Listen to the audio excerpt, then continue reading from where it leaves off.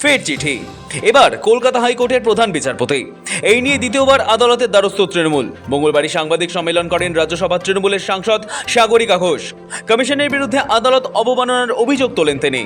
ये कानून प्रक्रिया नहीं है, ये सुप्रीम कोर्ट के ऑर्डर का उल्लंघन है, ये इरेगुलरिटी नहीं है, ये कंटेम्प्ट ऑफ कोर्ट है।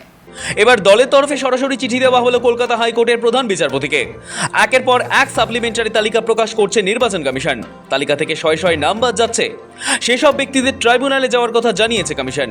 ট্রাইব্যুনাল বিষয়ে বেশ কিছু আবেদন রাখল তৃণমূল কংগ্রেস। বাংলার শাসক দলের তরফে কলকাতা হাইকোর্টকে লেখা চিঠিতে বলা হয়েছে, সুপ্রিম কোর্টে 10ই মার্চের নির্দেশের পরিপ্রেক্ষিতে পশ্চিমবঙ্গের সমস্ত জেলায় মোট 19টি ট্রাইব্যুনাল গঠনের সিদ্ধান্ত নেওয়া হয়েছে। সেখানে বিচারাধীন মামলাগুলির বিরুদ্ধে আপিল শোনা হবে। 20 মার্চ জারি হওয়া বিজ্ঞপ্তিতে আপিল জমা দেওয়ার জন্য দুটি পদ্ধতি নির্ধারণ করা হয়েছে। একটি হলো অনলাইন ইসিআই নেট প্ল্যাটফর্মের মাধ্যমে এবং অফলাইনে জেলা শাসক বা মহকুমা শাসকের দপ্তরে সরাসরি জমা দিয়ে। তবে এই ব্যবস্থার কার্যকর বাস্তবায়নের স্বার্থে একাধিক প্রস্তাব তুলে ধরা হয়েছে তৃণমূলের তরফে। চিঠিতে বলা হয়েছে, বাতিল হওয়া আবেদনগুলি কেন বাতিল করা হয়েছে তার কারণ স্পষ্টভাবে জানাতে হবে। পাশাপাশি অফলাইন আপিল দ্রুত শুরু করার জন্য আবেদন করা হয়েছে। জেলা শাসক এবং মহকুমা শাসকের পাশাপাশি ব্লক ডেভেলপমেন্ট অফিসেও আপিল জমা নেওয়ার সুযোগ রাখার আবেদন করা হয়েছে চিঠিতে। এছাড়াও আবেদনকারীদের সরাসরি অথবা প্রতিনিধির মাধ্যমে শুনানির সুযোগ দেওয়া এবং শুনানির তারিখ জানানোর কথা বলা হয়েছে। একই সঙ্গে অনলাইন পোর্টালে নথি আপলোডের সুবিধা, অফলাইন আপিলের নির্দিষ্ট ফর্ম চালু করা, রসিদ দেওয়া এবং আসন্ন নির্বাচনের কথা মাথায় রেখে প্রতিদিন আপিলের ফল প্রকাশ করার প্রস্তাবও রাখা হয়েছে এই চিঠিতে।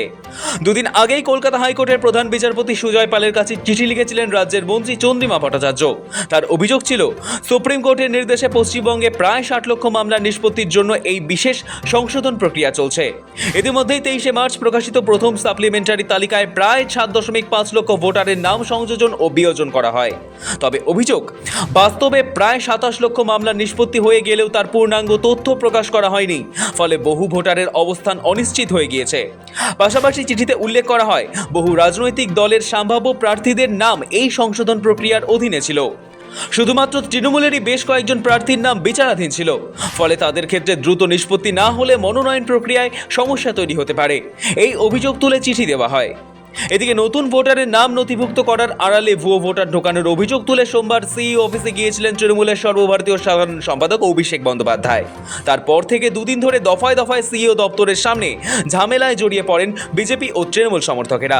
মঙ্গলবার সাংবাদিক সম্মেলন থেকে তৃণমূলের দাবি, ফর্ম 6 নিয়ে আসলে আদালত অবমাননা করছে সিইও দপ্তর। পাশাপাশি এই কাজকে সংবিধান বিরোধী বলে অভিযোগ করা হয়েছে তাদের তরফে। সাগরিকা ঘোষ বলেন, সুপ্রিম কোর্টের নির্দেশ অনুযায়ী নতুন ভোটারের নাম ঢোকানো অথবা নাম বাদ দেওয়ার কাজ বিচার বিভাগের। তাই এই ফর্ম জমা নিয়ে আসলে আদালতের নির্দেশের বিরোধিতা করছে সিইও দপ্তর। उच्चतम न्यायालय ने क्लियरली कहा था कि वोटर इंक्लूजन या डिलीशन का फैसला जुडिशियल अथॉरिटीज करेंगी, एडमिनिस्ट्रेटिव ऑफिसर्स नहीं करेंगे। फिर भी 30,000 एप्लीकेशन सीईओ ऑफिस प्रोसेस कर रहा है। ये कानून प्रक्रिया नहीं है, ये सुप्रीम कोर्ट के ऑर्डर का उल्लंघन है, ये इरेगुलरिटी नहीं है, ये कंटेम्प्ट ऑफ कोर्ट है। और ये जो पैटर्न है, ये वोट लूट का जो प्रयास है, ये पूरे देश में हमने देखा है।